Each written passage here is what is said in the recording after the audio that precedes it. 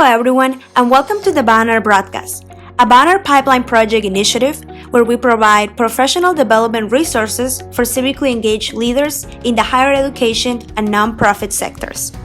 In the Inside Scoop of a civically engaged higher education career series, we will explore what it means to lead a career in this sector and learn from the experiences of 6 professionals currently working in the field.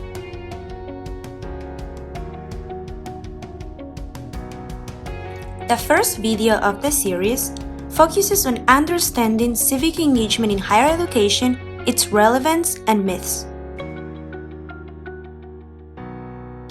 Before we begin listening to our interviewees, what do you think is civic engagement within the higher education sector? The civic engagement sector in higher education is a recognizable field offering professional employment and advancement opportunities. In roles such as center and program directors, leaders of engaged scholarship programs, and even deans, professionals manage the work of college and university constituents with nonprofit and government agencies. These professionals also build sustained partnerships and projects in national and international contexts. So, why is civic engagement within higher education important and or interesting as a field to work in?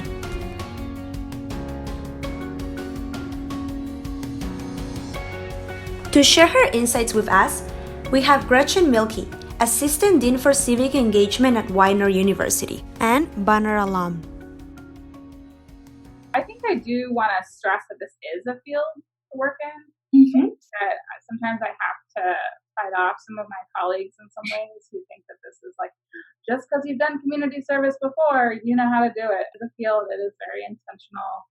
There is a lot of harm that can come from this work done poorly. So that's why I think that civic engagement as a field is really important, because there's a really important way to figure out how to do it well so that you don't cause harm in communities and that you let communities guide you and let their voices be at the center.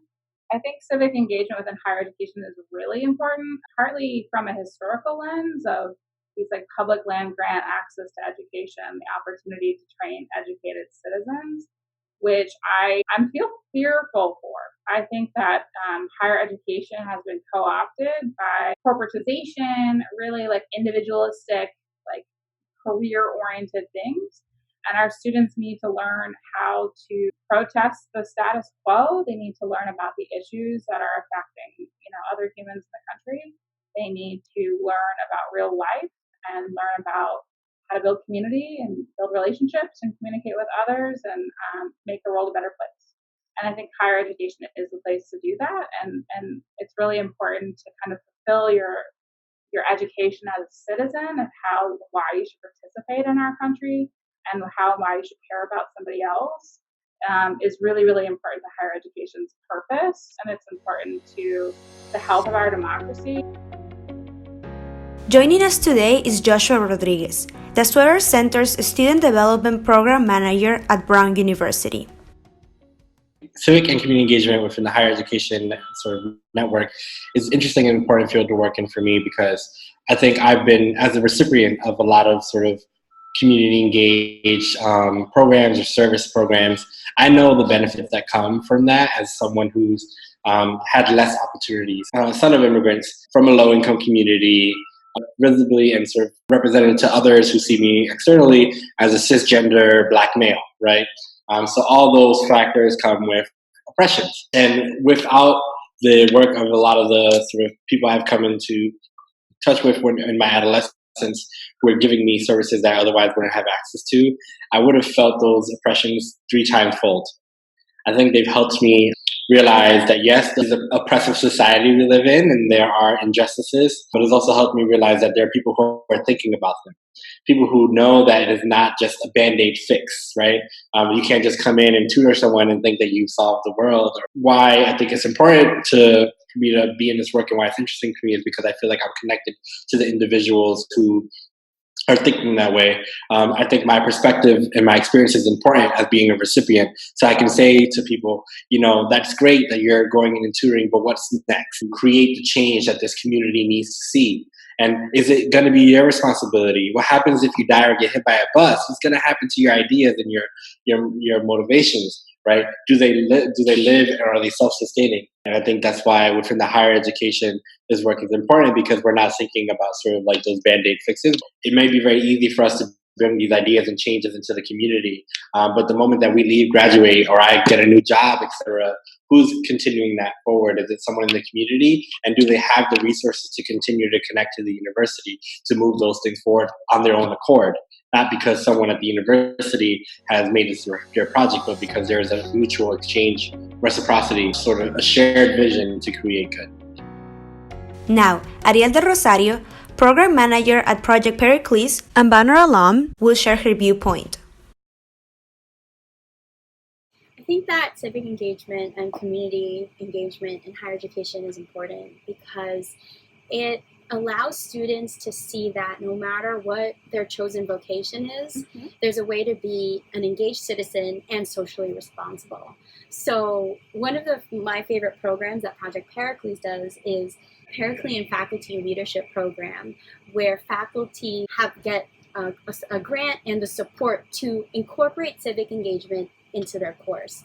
And we have faculty who are in science, in math, in the arts, in social sciences, all different disciplines, who find ways to make sure that they're incorporating a civic engagement component.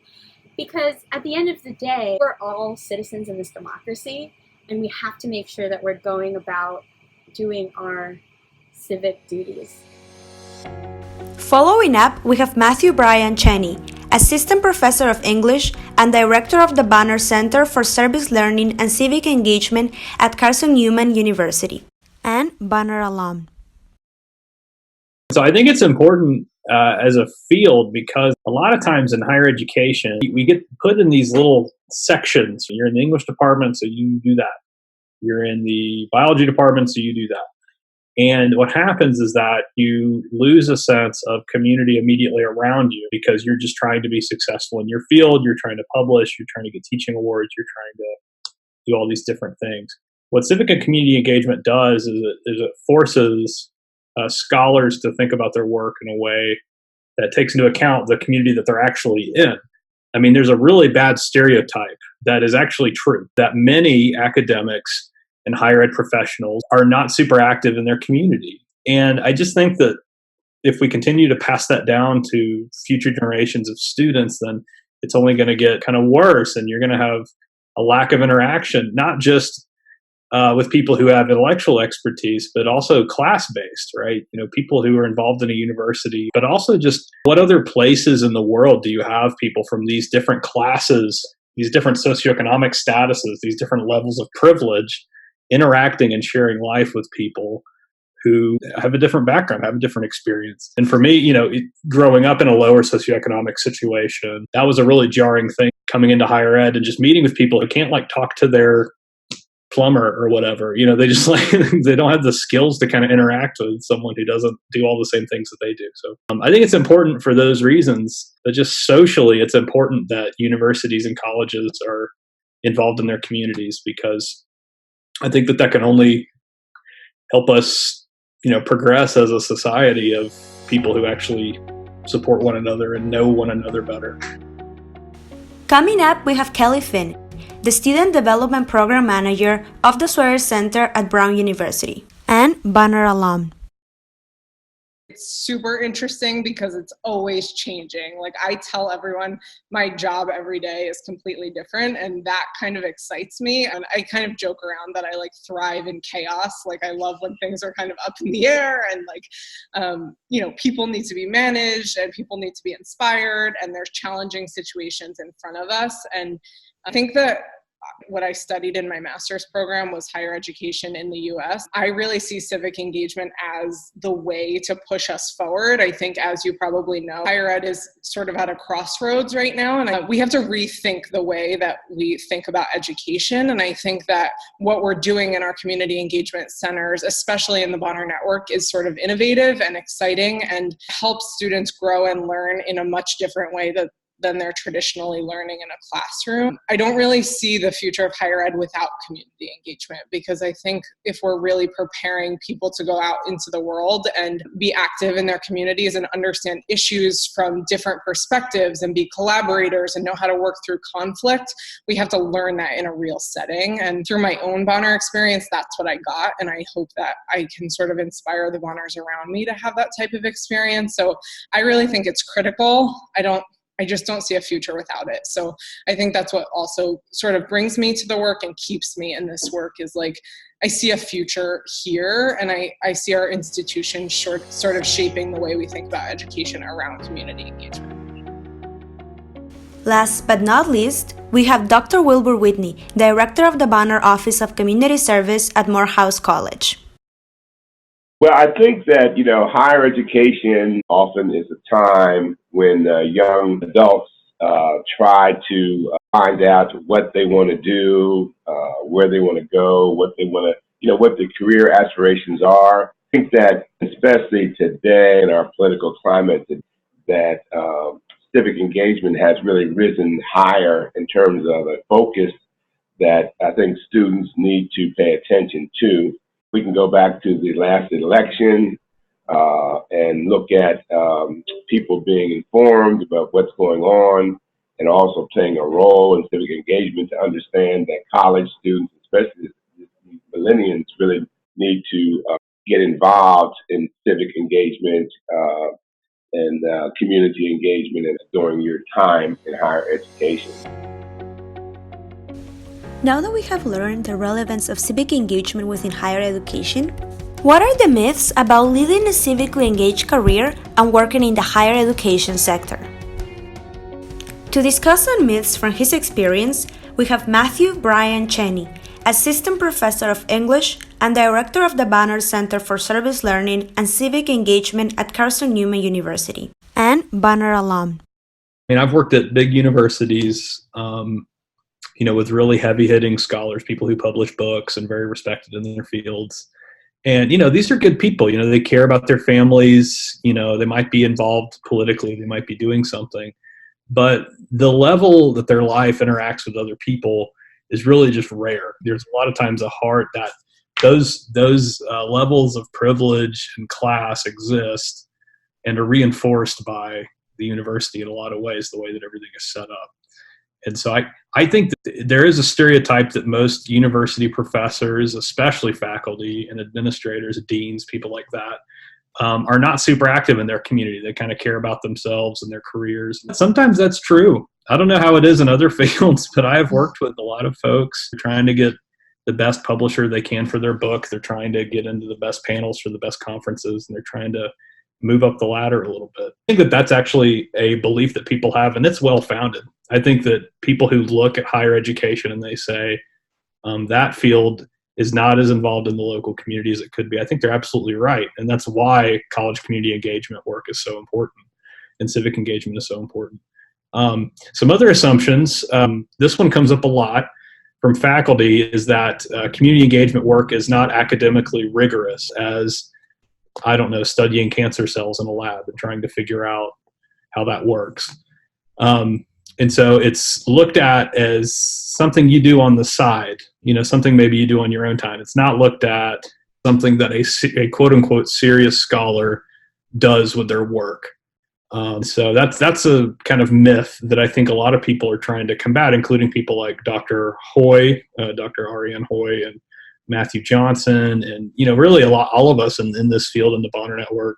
We're trying to show this is actually really interesting and difficult work that is worth your time and energy. So that's another myth, that it's not rigorous, it's not difficult work. I think anybody who does this work will tell you that that's absolutely not true. It is very complex.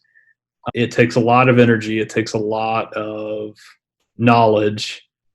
You have to be willing to learn new things. You have to be willing to try new things. You have to be willing to admit that something that you tried didn't work.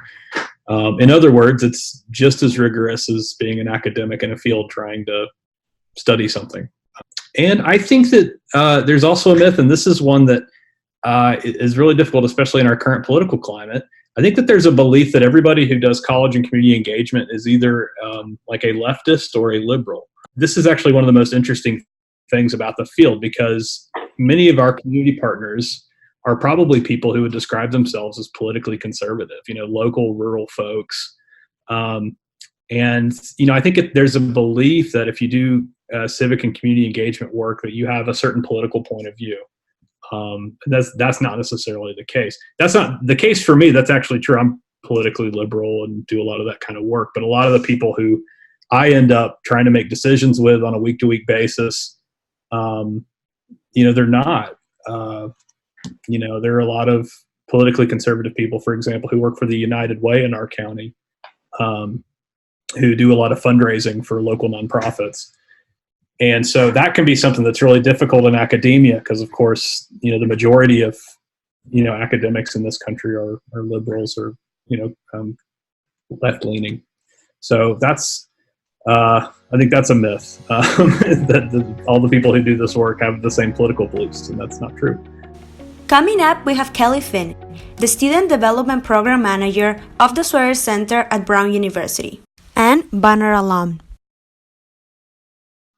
I don't think people really understand what it is. I think that leads to a lot of myths. I think back to my master's program, and in my cohort of students, which was pretty small, there were about 10 of us, I was really the only one in the community engagement path, and I had to sort of bring my peers along to help people understand what we're doing, and really moving beyond the rhetoric and tradition of what service learning was into a deeper understanding of building trust and relationships with our community partners, I think is the way the field has been moving, but we haven't all caught up to that. And so I think there's a lot of myths and misunderstandings about how important this work is and sort of the best ways to do it. And not just the best ways for the community, which obviously is important, but I also think the best ways in terms of student learning and growth. And I think they kind of go hand in hand. So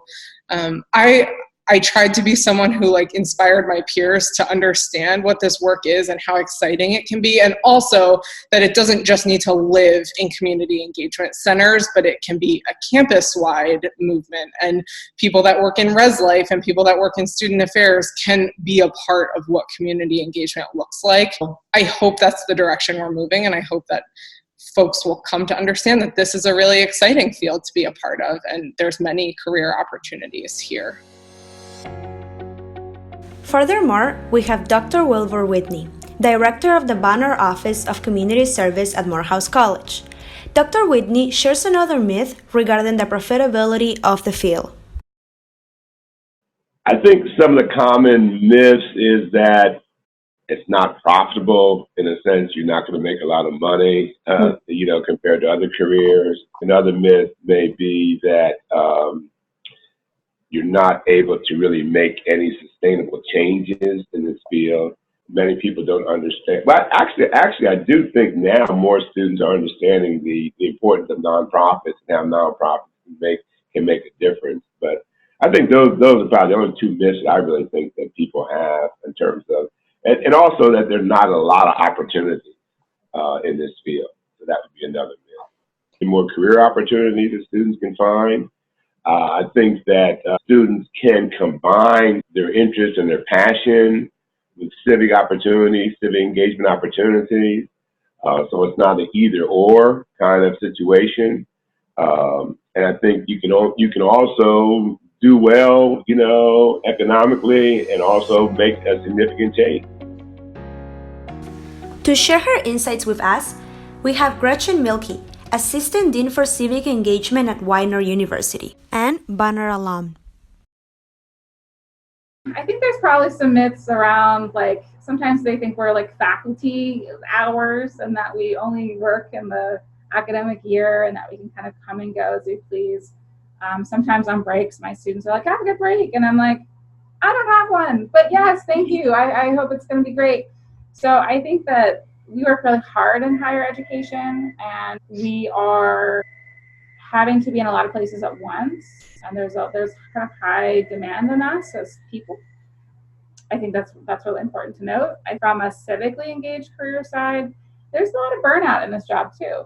From the higher ed, we're so invested in our students. Every time a student comes in and is maybe suicidal or is having concerns going through a divorce, I think there's some vicarious trauma as well for administrators and staff who are supporting these students that we love, because we don't want to see them in pain, and unfortunately there is some of that in the growth of student leaders and also in the growth of advocating for these issues. So at SLI, one of our former Bonner alums who works at the Congressional Hunger Fellowship was saying how, she's been doing this work for 10 years and they've made basically zero progress on hunger. Why do you keep doing that? You keep doing that so that you can keep making a change and making an impact, and that it's worth it to keep trying.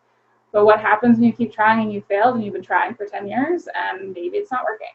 So I think there's this thought of, yes, you should be committed to your work, but just like any other job, that you should also take some time to refresh, rejuvenate, and find new ways to be fresh at looking at problems and issues. Try to continue to be like solution oriented, but also asset based.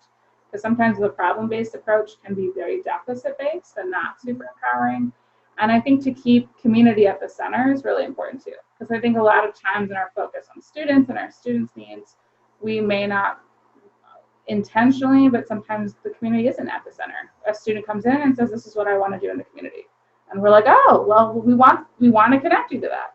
And sometimes the community needs don't match the students' needs, and we need to make sure that the community needs are driving our work, even if and kind of talking with students as to why this is a good fit, why they should do this, maybe if it isn't in their first place interest.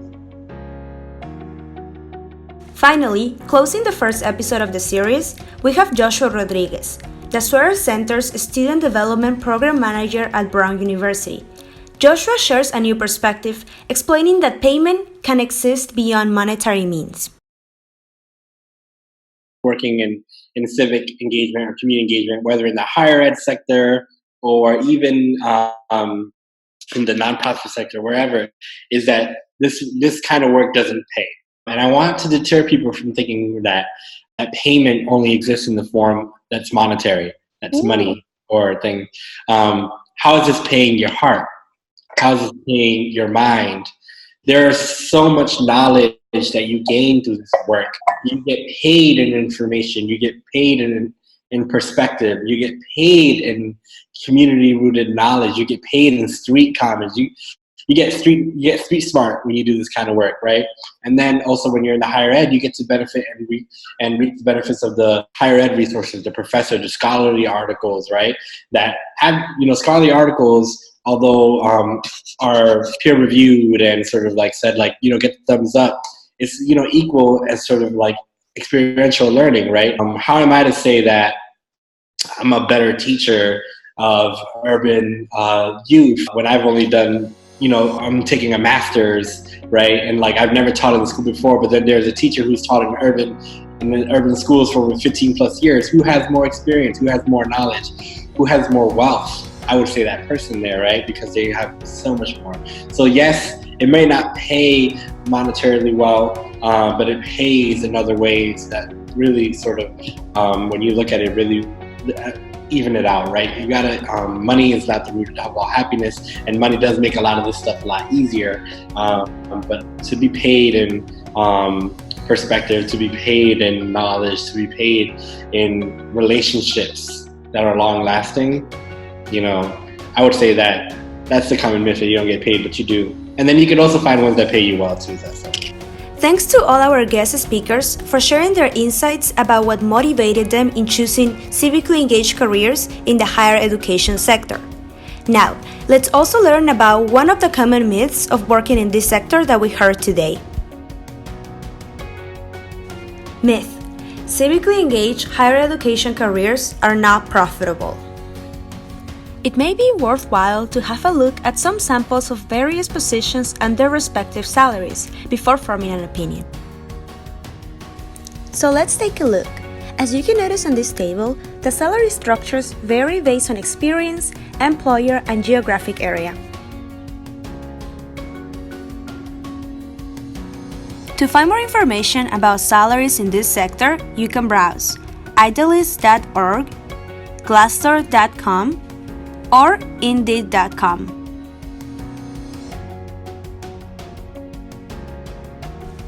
To find more information about the field, Check out the Bonner wiki at bonner.pbworks.com.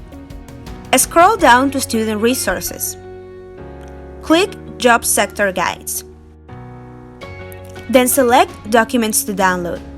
Here you can find different sector guides, one of them being Civic Engagement in Higher Education. This particular sector guide covers different positions within this sector, average salaries, preparation required, and alumni recommendations currently working in this field.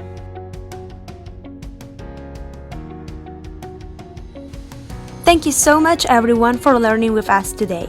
This concludes the first episode of The Inside Scoop of a Civically Engaged Higher Education Career. Wondering where to find more videos? Find us on YouTube as Bonner Network. Don't forget to subscribe and give us a thumbs up. We're also on the Bonner website at www.bonner.org.